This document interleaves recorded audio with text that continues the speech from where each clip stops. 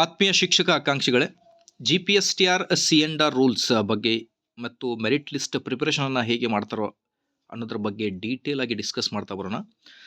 So GPSTRಗೆ apply ಮಾಡಬೇಕಂದ್ರೆ ನಿಮ್ಮ BSc degree combination ಏನಿರಬೇಕಾಗುತ್ತೆ ಮತ್ತು BA ಅಲ್ಲಿ ನಿಮ್ಮ ಡಿಗ್ರಿ ಕಾಂಬಿನೇಷನ್, BCom ಮತ್ತು ಇಂಜಿನಿಯರಿಂಗ್ ಸ್ಟೂಡೆಂಟ್ಸ್ ಎಲಿಜಿಬಲ್ ಇದ್ದರೂ ಕೂಡ ಅವರ ಕಾಂಬಿನೇಷನ್ ಏನಿರಬೇಕು ಅನ್ನೋದ್ರ ಬಗ್ಗೆ ಕರ್ನಾಟಕ ರಾಜ್ಯಪತ್ರ C&R ರೂಲ್ಸ್ ಏನು ಬಂದಿದೆ ಆ ಒಂದು C&R ರೂಲ್ಸ್ ಬಗ್ಗೆ ಚರ್ಚೆ ಮಾಡ್ತಾ ಬರೋಣ. ವಿಡಿಯೋನ ಸ್ಟಾರ್ಟ್ ಮಾಡ್ತೀನಿ. ವೀಕ್ಷಕರ ದಯವಿಟ್ಟು ವಿಡಿಯೋನ ಲೈಕ್ ಮಾಡಿ, ಕಮೆಂಟಲ್ಲಿ ತಿಳಿಸಿ ನೀವು GPSTR ಅಥವಾ PST ಯಾವ ಪೋಸ್ಟ್ಗಳಿಗೆ ಅಪ್ಲೈ ಮಾಡ್ತಾ ಇದ್ದೀರಾ. ಸೊ ನಿಮ್ಮ ಡಿಸ್ಟಿಕ್ ಯಾವುದು ಅನ್ನೋದ್ರ ಬಗ್ಗೆ ಮಾಹಿತಿ ಕೊಡಿ. ಟೋಟಲ್ ನಂಬರ್ ಆಫ್ GPSTR ಮತ್ತು PST ಪೋಸ್ಟ್ಗಳು ಎಷ್ಟಿವೆ ಅನ್ನೋದ್ರ ಬಗ್ಗೆ ಕೂಡ ಮಾಹಿತಿಯಲ್ಲಿ ಕಮೆಂಟ್ಸ್ನಲ್ಲಿ ತಿಳಿಸ್ಕೊಡ್ತೀನಿ ವೀಕ್ಷಕರೇ. ಇಫ್ ಪಾಸಿಬಲ್ ಶೇರ್ ಕೂಡ ಮಾಡಿ. ಭಾಳಷ್ಟು ಸ್ಟೂಡೆಂಟ್ಸಿಗೆ C&R ರೂಲ್ಸ್ ಬಗ್ಗೆ ಇನ್ನೂ ಇನ್ಫಾರ್ಮೇಷನ್ ಇಲ್ಲ. ಸೊ ಹಾಗಾಗಿ ಈ ಒಂದು video as much as possible share ಮಾಡಿ ನಿಮ್ಮ ವಾಟ್ಸಪ್ ಗ್ರೂಪ್ಗಳಲ್ಲಿ. ಸೊ ಡಿಸ್ಕಸ್ ಮಾಡ್ತಾ ಬರೋಣ. ಕರ್ನಾಟಕ ರಾಜ್ಯಪತ್ರ ಇಂಗ್ಲೀಷ್ ಮತ್ತು ಕನ್ನಡ ಎರಡೂ ವರ್ಷನ್ಗಳಲ್ಲಿ ಈ ಒಂದು ವಿಶೇಷ ರಾಜ್ಯಪತ್ರಿಕೆ ಇದೆ. ಸೊ ಇದು GPSTR ಶಿಕ್ಷಕರ ನೇಮಕಾತಿ ಲಾಸ್ಟ್ ಟೈಮ್ 2022ರಲ್ಲಿ ನೋಟಿಫಿಕೇಷನ್ ಆಗಿತ್ತು. ಹಾಗಾಗಿ ಅದಕ್ಕಿಂತ ಮುಂಚೆ ಕರ್ನಾಟಕ ರಾಜ್ಯಪತ್ರವನ್ನು ಅಧಿಕೃತವಾಗಿ ಪ್ರಕಟಿಸಲಾಗಿದ್ದು 10/12/2021ರಂದು. ಓಕೆ, ಸೊ ನೇಮಕಾತಿಯ ಬಗ್ಗೆ ಡೀಟೇಲ್ ಇನ್ಫಾರ್ಮೇಷನ್ನ ನೀಡಿದ್ದಾರೆ. ಸೊ ನಾವು ಡೈರೆಕ್ಟಾಗಿ ಈಗ ಶಿಕ್ಷಕರ ನೇಮಕಾತಿ ಕುರಿತು ಇದರಲ್ಲಿ ಮೊಟ್ಟ ಮೊದಲನೇದಾಗಿ ನೋಡ್ತಿರ್ಬೋದು. ಸೊ ಪದವೀಧರ ಪ್ರಾಥಮಿಕ ಶಿಕ್ಷಕರ ತರಗತಿ ವೇತನ ಶ್ರೇಣಿಯನ್ನು ಕೊಟ್ಟಿದ್ದಾರೆ. 27,650ರಿಂದ 52,650. ಒಟ್ಟು ಹುದ್ದೆಗಳ ಸಂಖ್ಯೆ 52,630 ಆ ಟೈಮ್ನಲ್ಲಿದ್ದು. ಇದರಲ್ಲಿ 67% ನೇರ ನೇಮಕಾತಿ ಮತ್ತು 33% ಸೇವಾನಿರತ ನೇಮಕಾತಿ ಬಡ್ತಿ ಪ್ರಕ್ರಿಯೆ ಅಂತ ಏನಿರುತ್ತೆ ಅದರ ಬಗ್ಗೆ ಇದೆ. ಸೊ ನೇರ ನೇಮಕಾತಿ ಓಕೆ, ಸೇವಾ ನಿರತರ ನೇಮಕಾತಿಗಾಗಿ ವಿದ್ಯಾರ್ಥಿ ನೋಡಿರಿ ಕನಿಷ್ಠ 50% ಅಂಕಗಳು ನಿಮ್ಮ ಪದವಿಯಲ್ಲಿ ಇರಬೇಕಾಗುತ್ತೆ. ಸೊ ಕನಿಷ್ಠ 50% ಅಂಕಗಳು ಪದವಿ ಹಾಗೂ ಶಿಕ್ಷಣ ವಿಷಯದಲ್ಲಿ ಅಥವಾ ವಿಶೇಷ ಶಿಕ್ಷಣದಲ್ಲಿ ಪದವಿ, ಅಥವಾ ಕನಿಷ್ಠ 50% ಅಂಕಗಳೊಂದಿಗೆ ಪದವಿ ಪೂರ್ವ ಶಿಕ್ಷಣ ಹಾಗೂ 4 ವರ್ಷಗಳ ಪ್ರಾಥಮಿಕ ಶಿಕ್ಷಣ ವಿಷಯದಲ್ಲಿ ಪದವಿ, 4 ವರ್ಷಗಳ ಶಿಕ್ಷಣ ವಿಷಯದಲ್ಲಿ ಪದವಿ, ಪರಿಶಿಷ್ಟ ಜಾತಿ, ಪರಿಶಿಷ್ಟ ಪಂಗಡ, ಪ್ರವರ್ಗ 1, ಇತರೆ ಹಿಂದುಳಿದ ವರ್ಗಗಳ ಅಥವಾ ಅಂಗವಿಕಲ ಅಭ್ಯರ್ಥಿಗಳ ಪ್ರಕರಣದಲ್ಲಿ ಮೇಲ್ಕಂಡ ನೇಮಕಾತಿಗಾಗಿ ಅಂಕಗಳನ್ನು ಪದವಿ ಅಥವಾ ಪದವಿ ಪೂರ್ವ ಶಿಕ್ಷಣದಲ್ಲಿ ಕನಿಷ್ಠ 45ರಷ್ಟು ನಿಗದಿಪಡಿಸಿದೆ ಅಂತ ಹೇಳ್ತಾ ಇದ್ದಾರೆ. ಓಕೆ, ಸೊ ಸ್ಪರ್ಧಾತ್ಮಕ ಪರೀಕ್ಷೆ ಸರ್ಕಾರದಿಂದ ನಡೆಯುತ್ತೆ. ಅದರ ಜೊತೆಗೆ ಈಗ ಭಾಷಾ ವಿಷಯದ ಹುದ್ದೆಗಳು ಏನಿರುತ್ತೆ ಅದರ ಬಗ್ಗೆ ನಾವು ಡಿಸ್ಕಸ್ ಮಾಡ್ತಾ ಬರೋಣ. ಆಯ್ಕೆಗೆ ಅರ್ಹತೆ ಏನಿರಬೇಕು ಏನಿಲ್ಲ ಅನ್ನೋದ್ರ ಬಗ್ಗೆ ಡೀಟೇಲ್ ಆಗಿ ಕೊಟ್ಟಿದ್ದಾರೆ ನೋಡಿ. ನಾವು ಇಂಗ್ಲೀಷ್ ವರ್ಷನ್ನಲ್ಲಿ ಡಿಸ್ಕಸ್ ಮಾಡ್ತಾ ಬರೋಣ ಯಾವೆಲ್ಲ ಪೋಸ್ಟ್ಗಳು. ಸೊ ಫಸ್ಟ್ ಆಫ್ ಆಲ್ ನೋಡ್ರಿ, for the post of graduate primary teacher language. Okay, language ಟೀಚರ್ಗೆ ನೀವು ಅಪ್ಲೈ ಮಾಡಬೇಕಂದ್ರೆ ನಿಮ್ಮ ಸ್ಟಡಿ ಏನಿರಬೇಕಾಗುತ್ತೆ ಅಂತ ನೋಡ್ತಾ ಬಂದರೆ, studied both the concerned language and also one of the following subject as optional subject for 3 years in the graduate ಅಂತ ಹೇಳ್ತಾ ಇದ್ದಾರೆ. ಸೊ ನೋಡಿರಿ, namely Kannada, English, Hindi, Marathi, Urdu, Telugu, Tamil, Malayalam, okay, Konkani, Sanskrit, history, economics, political science and geography.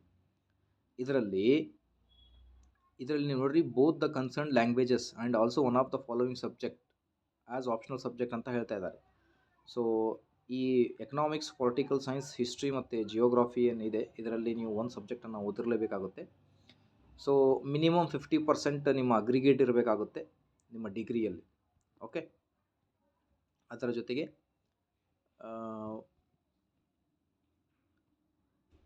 For post graduate primary teachers mathematics and sciences ನೋಡಿರಿ, ಲ್ಯಾಂಗ್ವೇಜಸ್ಗೆ ಆಯಿತು. ಅದಾದಮೇಲೆ maths ಮತ್ತು ಸೈನ್ಸ್ಗೆ combination ಏನಿರಬೇಕಂತ ಹೇಳಿದ್ರೆ, graduate who have studied mathematics, physics compulsory for 3 years in the graduate degree along with either chemistry or computer science or electronics, statistics or geography, home science as the third optional subject for 3 years in the graduate degree.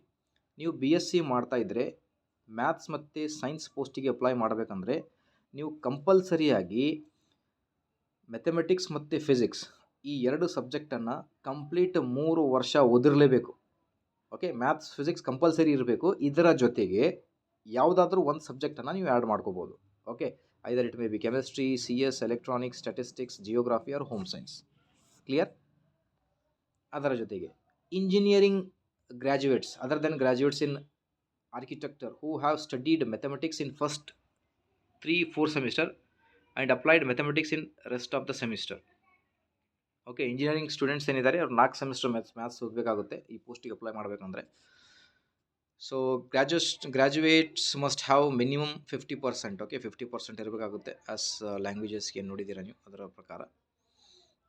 And 50% aggregate marks in maths and applied mathematics, ಅದ್ರ ಬಗ್ಗೆ detail ಕೊಟ್ಟಿದ್ದಾರೆ.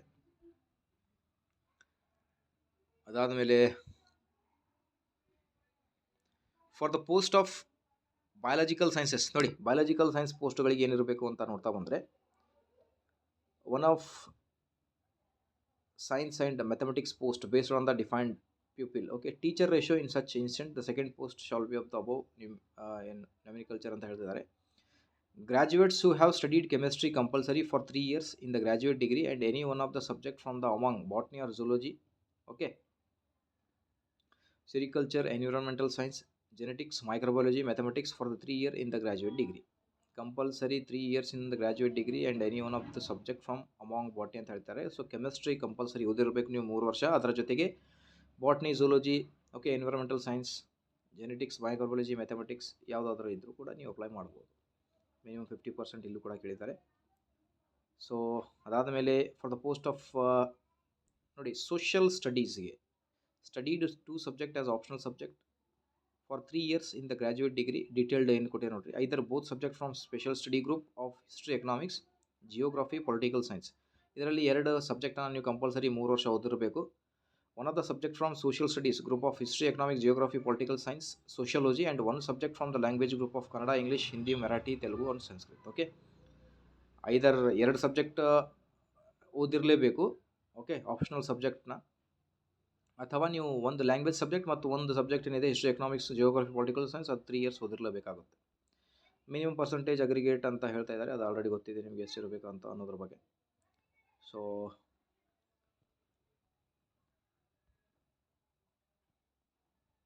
Age ಲಿಮಿಟನ್ನು ಡೀಟೇಲ್ನ ಕೊಟ್ಟಿದ್ದಾರೆ ನೋಡಿ. Age limit ಬಗ್ಗೆ you can take the screenshot. So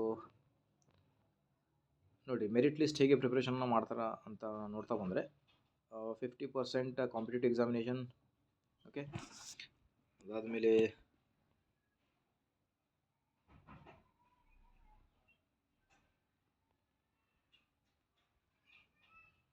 so ಮುಂದಿನ ಒಂದು ವಿಡಿಯೋದಲ್ಲಿ ಮೆರಿಟ್ ಲಿಸ್ಟ್ ಬಗ್ಗೆ ತಿಳಿಸ್ಕೊಡ್ತೀನಿ. ಇದರ ಮಾಹಿತಿಗೋಸ್ಕರ like, share and subscribe. Thank you.